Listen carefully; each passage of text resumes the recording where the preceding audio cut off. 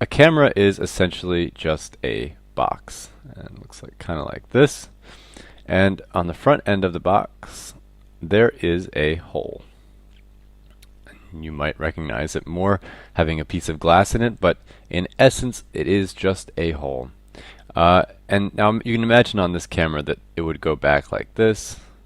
Maybe it would be different shape, but we're just going to make it into a very simple box, and we're going to view it just from the side. Now, light enters this box through that hole, and in modern cameras, it is always with some sort of piece of glass, and we'll talk about lenses a little bit later.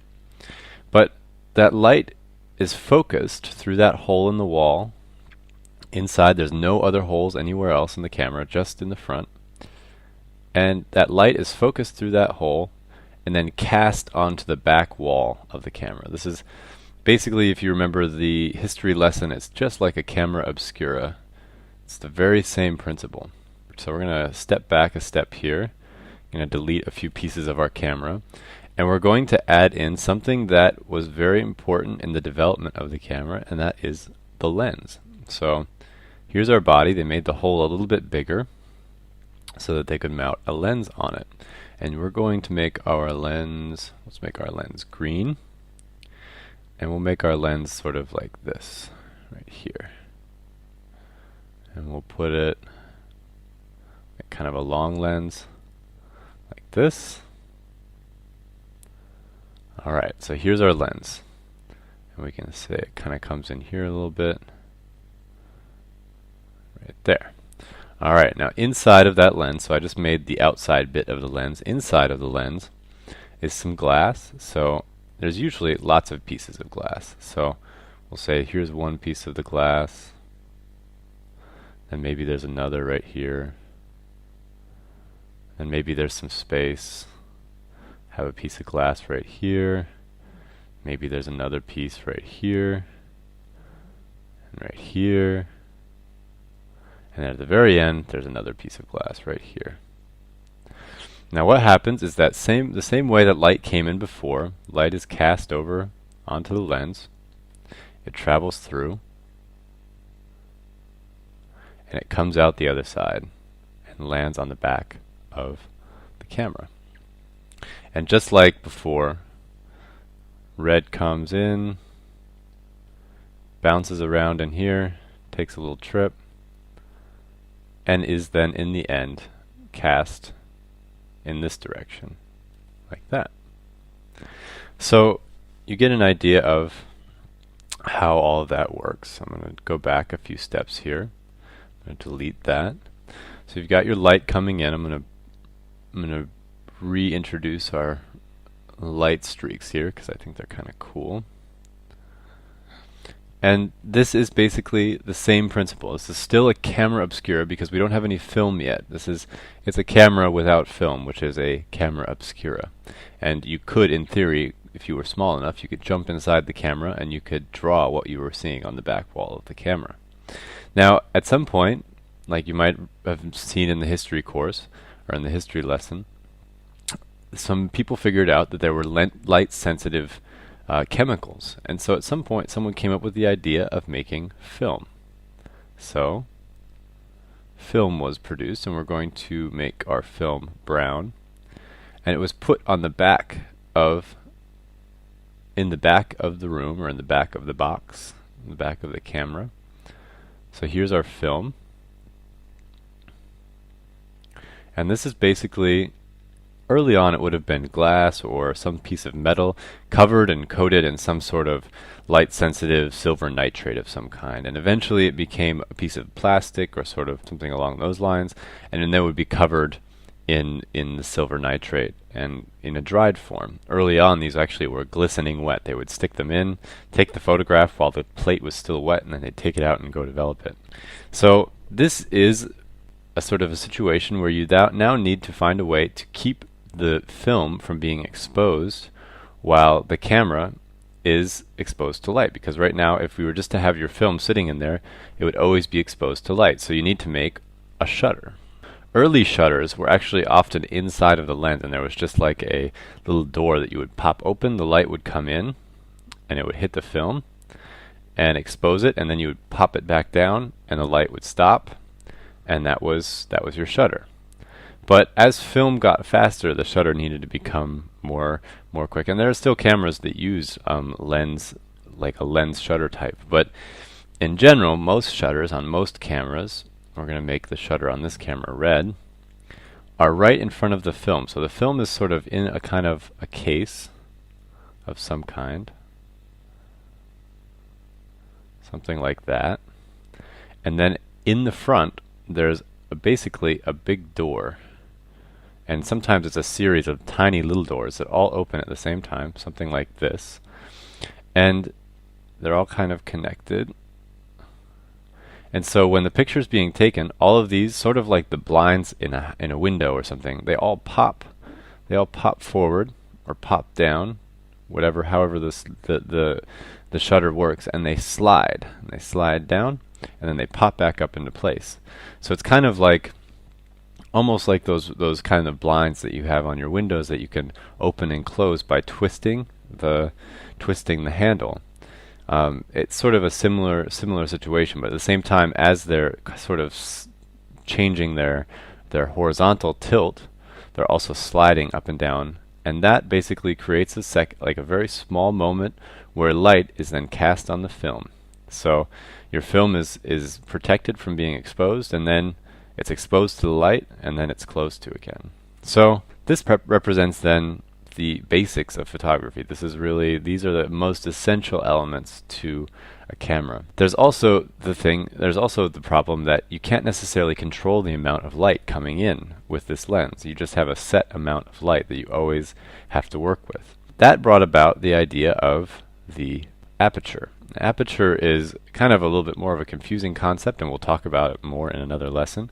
But basically what aperture is it's kind of like shutters for your lens. And often that piece of machinery is either here in the lens, so like right where my arrow is, or kind of more forward.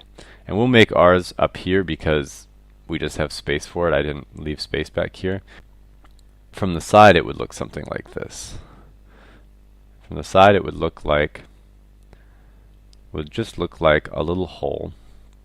And basically this is a piece you would twist like sort of a wheel on that's on the outside of your lens, and it will close and open this window. So from the front, if you were to look at the front of this piece right here, you have your lens, and then you have what are called blades, and they're all sort of going like this, and there's a little hole in the middle.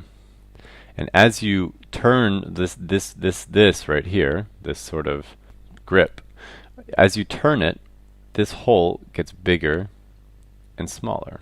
So you can control the amount of light that's coming in. It's sort of like opening and closing the shades on a window.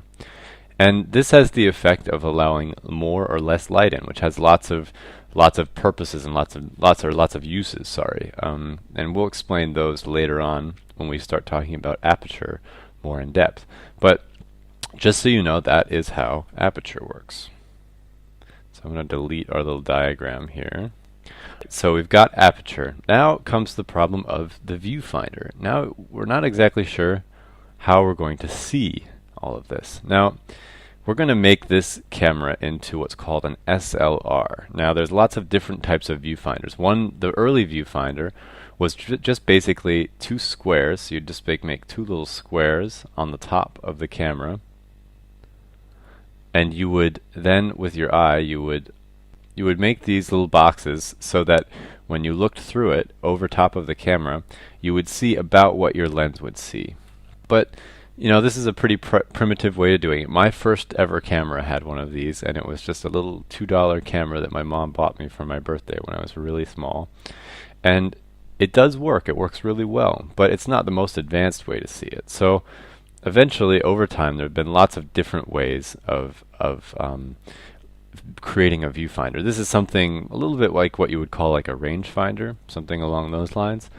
But what would eventually kind of come to be the standard in photography, or what is sort of considered the best solution to this problem right now, or one of the best solutions to this, is what's called the single lens reflex.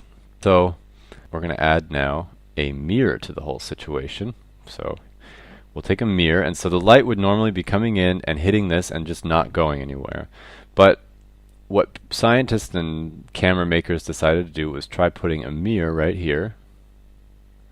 So they've put in a mirror, and this reflects the light up.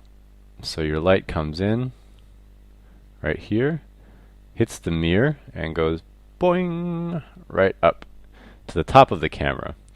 So up here they made a very complex, we're going to add some more hardware to our camera here, made a very complex little set of mirrors and prisms. So the light goes up and it lands inside of a big prism that is sitting up in the top of the camera. And I'm not exactly sure how the light bounces around. There's some good diagrams of it online, but you take your eye, here we've got our eye again, and it's looking into this. There's a hole right here, and it's a little window that looks right in to this, and basically the light is going boing, hitting the mirror, going up into here, bouncing around a little bit. Now this is not accurate, obviously. I didn't do a very good job on this. And then it's coming back out right here. So the light, you're seeing it go all the way up, ding, go this way, go that way. There must be something like kind of like that in there somewhere. And the light comes back, and you can see exactly what this lens is seeing, what you're seeing through this lens. Now when you want to take the picture, you push the button, and this piece of mirror, well, I didn't make it, I made it a little too big, so it wouldn't look like it would work, but it actually would. This mirror would flop up to an up position. So the mirror, when you're taking a picture, is right here. So there's like a spring on it that kind of has a hinge, and it sort of just goes think, pops up, and you can imagine it not being here anymore. And then that light passes through that there, and then the shutter opens while this is happening. So you pushing the button has done two things. It's opened the shutter and it's popped the mirror up, and then the light travels in through the lens, hits the film, exposes it, and then when the camera says that the exposure is correct, then everything closes back down. So the mirror drops back down, the shutter closes, and the film is exposed. The only thing that they've really done in recent times that changes any of this is that they've taken this piece of film and they've developed digital sensors that can basically do the same thing, and actually can, now we're learning, do a lot more even. And they've replaced that, so you've got a digital sensor, and they've added some sort of memory space. So we'll just imagine that this is like a little card down here. This is what you save your files on. So the light comes in, hits the digital sensor, and the digital sensor is just like a little series of electrical nodes that sense the light, and then they pop out bunches of ones and zeros, and they go through. We'll put a little computer in here. So there's a little computer here, right there, and the information goes dunk, dunk, dunk, dunk, dunk, into the computer. Computer processes it, saves it as a file, and drops it into your card. And your picture is now here on your card. And then you take that out, put it in your computer, and use it.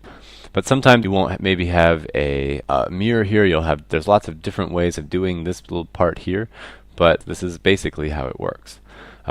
They've added also in recent years screens. So on the back you've got, even with the early digital cameras, you have a screen, just a TV version of this. There might be some sort of, either the shutter is a different kind of shutter, and the sensor is always exposed to the light, and so you're seeing directly what the sensor sees, or they have some sort of system that does the same purpose of taking this light that you're seeing, and then instead of displaying it up top, they just display it on a screen.